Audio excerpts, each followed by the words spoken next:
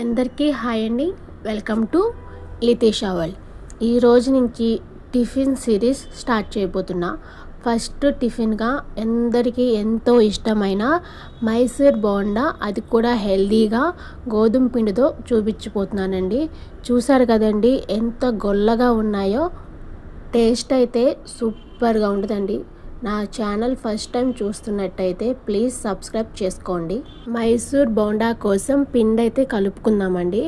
First 1 cup పెరుగు అయితే తీసుకోవాలి. నేను తీసుకునే పెరుగు అయితే పుల్లటి పెరుగండి. పుల్లటి పెరుగు తీసుకోవడం వల్ల మనకి మైసూర్ బోండా అనేది లోపల గుల్లగా ఉంటుందండి.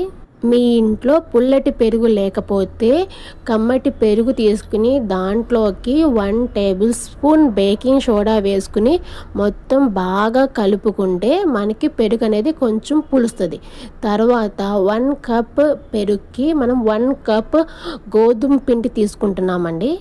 ఒకసారి పెరుగు గోధుమ పిండి మొత్తం కలిసేలాగా మనం కలుపుకోవాలి. డైలీ ఏం టిఫిన్ చేయాలి అనుకుంటున్న ప్రతి ఒక్కరికి డైలీ ఒక టిఫిన్తో మీ ముందుకు నేను వచ్చేస్తున్నానండి. అలాగే పిండి సరిపోకపోతే ఇంకొంచెం పిండి వేసుకుని మొత్తం కలిసేలాగా కలుపుకొని మనకి కొంచెం కొంచెం వాటర్ వేసుకుంటూ పిండిని గట్టిగా కలుపుకోవాలి. లూజ్గా అయితే కలుపుకోకూడదండి, గట్టిగా కలుపుకోవాలి. మనకి మైసూర్ బోండా గుల్లగా రావాలి అంటే పిండి కలిపిన ఒక 4-5 గంటల వరకు పిండిని నాననివ్వాలి. లేదు టిఫిన్గా మనకి కావాలి అనుకుంటే నైటే మనం పిండిని కలుపుకొని పక్కన పెట్టుకుంటే మనకి మార్నింగ్కి పిండి అనేది బాగా ఫర్మెంట్ అయ్యి బోండా అనేది గుల్లగా వస్తుంది. వీడియోలో చూపించినట్టుగా పిండిని కలుపుకొని పక్కన పెట్టుకోవాలి. నేను ఓవర్ నైట్ అంతా ఉంచానండి. చూసారు కదా మార్నింగ్కి పిండి ఎలా ఫర్మెంట్ అయ్యిందో.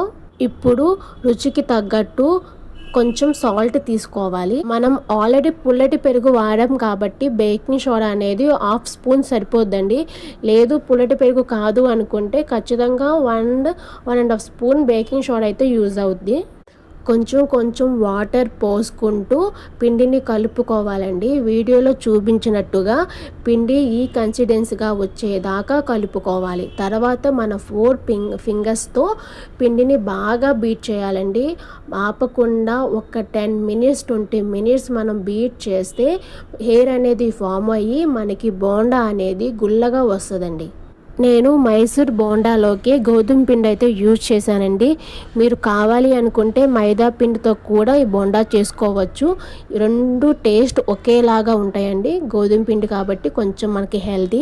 తర్వాత దీంట్లోకి 1 స్పూన్ జీలకర్ర కూడా వేసుకుని మొత్తం ఒకసారి కలుపుకుని మనకి ఆయిల్ హీట్ అయ్యాక మనం ఏ సైజులో కావాలనుకుంటే ఆ సైజులోకి బోండాలు వేసుకుని మనం ఫ్రై చేసుకోవాలి. లో ఫ్లేమ్లో పెట్టుకుని మనం మైసూర్ బోండాని కుక్ చేసుకుంటే ఈవెన్గా కుక్ అయ్యి బోండా అనేది మనకి గుల్లగా ఉంటుందండి. మైసూర్ బోండా మనం వేసే ముందు ఆయిల్ అనేది ఓవర్ హీట్ అవ్వకూడదండి.